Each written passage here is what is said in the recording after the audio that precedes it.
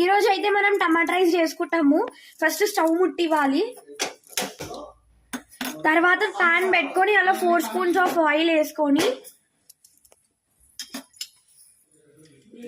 జీలకర్ర, ఆవాలు, నువ్వులు అవి చిటపట అనే వరకు ఆగి తరువాత మనమైతే టమాటాలు వేసేసుకోవాలి.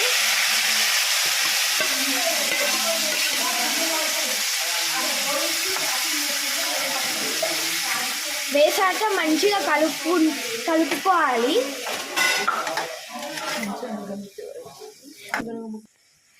మనమైతే సాల్ట్ వేసుకుంటే త్వరగా మగ్గుతుంది.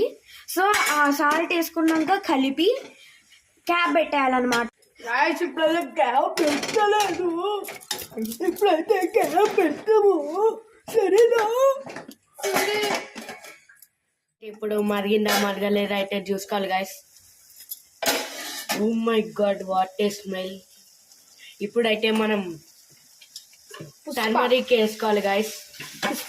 టర్మరిక్ అంటే మన తెలుగులో పసుపు గైస్. పుష్ప పుష్ప పుష్ప పుష్ప పుష్ప పుష్ప పసుపు ఏరా పుష్ప. ఇప్పుడైతే జింజర్ అయితే వేసుకోవాలి గైస్. జింజర్ అంటే జింజర్ పేస్ట్ తమ్ముడు, అల్లం పేస్ట్ గైస్. ఇప్పుడైతే మంచిగా కలుపుకోవాలి గైస్.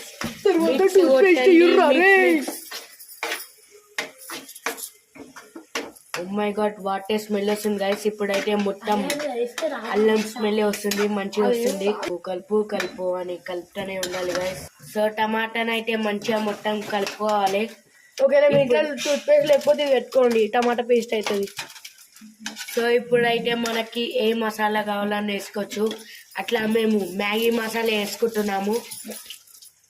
మ్యాగీ మసాలా